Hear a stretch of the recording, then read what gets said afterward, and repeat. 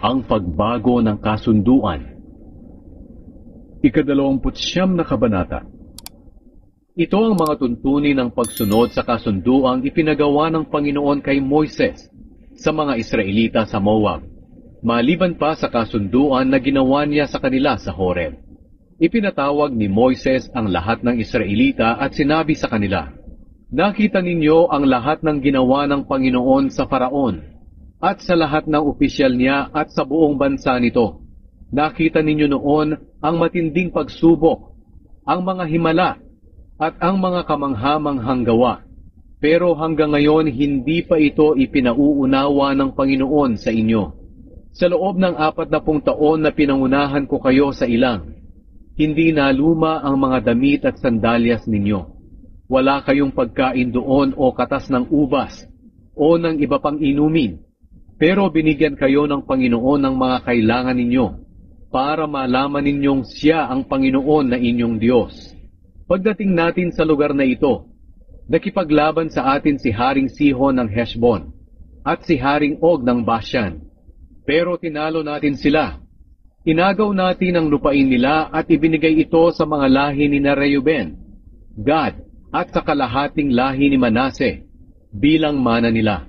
Kaya sundin ninyong mabuti ang mga ipinatutupad ng kasunduang ito, para maging matagumpay kayo sa lahat ng ginagawa ninyo. Sa araw na ito, nakatayo kayo sa harap ng presensya ng Panginoon na inyong Diyos, ang mga pinuno ng mga angkan ninyo, ang mga tagapamahala, ang mga opisyal at lahat ng kalalakihan ng Israel, ang mga asawa at mga anak ninyo, at ang mga dayuhan na naninirahang kasama ninyo, na inyong taga-sibak at taga-igib.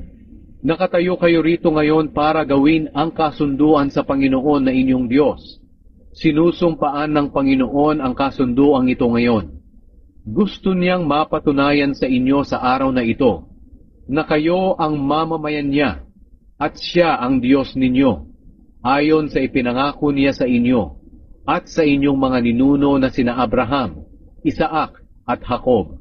Pero hindi lang kayo na nakatayo ngayon dito sa presensya ng Panginoon na inyong Diyos ang saklaw ng kasunduang ito, kundi pati ang lahat ng inyong lahi na ipapanganak pa lang.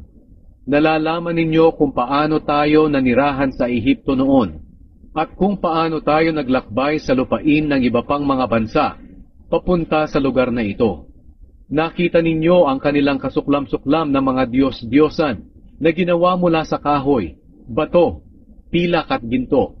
Siguraduhin ninyong wala ni isa sa inyo, babae o lalaki, sambahayan o angkan, natatalikod sa Panginoon na ating Diyos at sasamba sa mga Diyos ng mga bansang iyon, para wala ni isa sa inyo ang maging katulad ng ugat na tumutubong mapait at nakakalason. Ang sino mang nakarinig ng mga babala ng sumpang ito ay huwag mag-iisip na hindi siya masasaktan, kahit na magpatuloy siya sa kanyang gusto. Pagbagsak ang idudulot nito sa inyong lahat. Hindi siya patatawarin ng Panginoon. Maglalagablab ang galit ng Panginoon sa kanya, tulad ng apoy, at mangyayari sa kanya ang lahat ng sumpa na nakasulat sa aklat na ito, at buburahin ng Panginoon ang kanyang pangalan sa mundo. Ibubukod siya ng Panginoon sa lahat ng lahi ng Israel, at pahihirapan siya, ayon sa mga sumpa ng kasunduan na nakasulat dito sa aklat ng kautusan.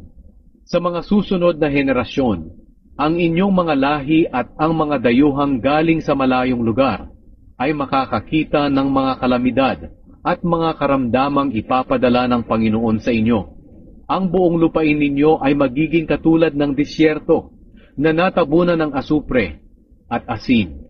Walang magtatanim sa lupaing ito dahil hindi tutubo ang mga pananim.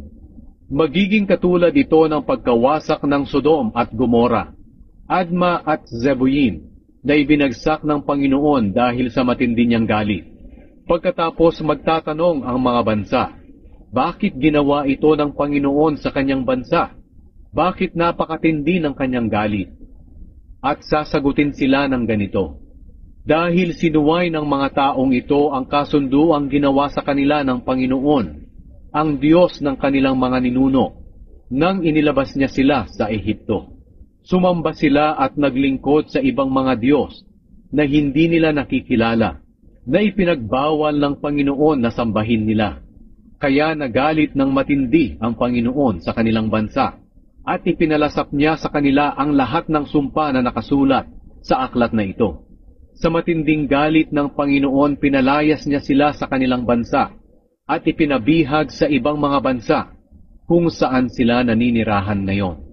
May mga lihim na bagay na ang Panginoon lang ang nakakaalam, pero ipinahayag niya sa atin ang kanyang kasunduan, at dapat natin itong sundin, maging ng ating lahi, magpakailanman.